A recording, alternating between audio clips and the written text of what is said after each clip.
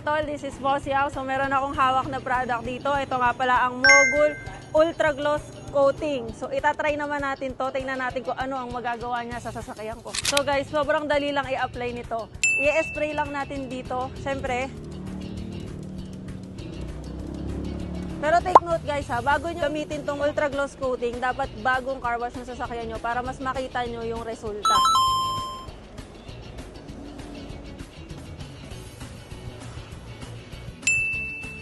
Tingnan nyo naman guys.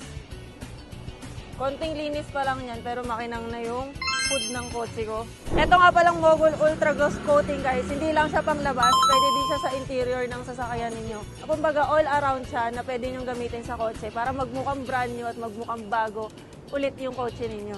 So mga tol, papakita ko sa inyo yung difference ha, ng merong Ultra Gloss Coating sa wala. So ilalapag lang natin to dito. Ito yung part na walang Ultra Gloss. Nakita nyo, nakastay lang siya. Hindi siya dumudulas.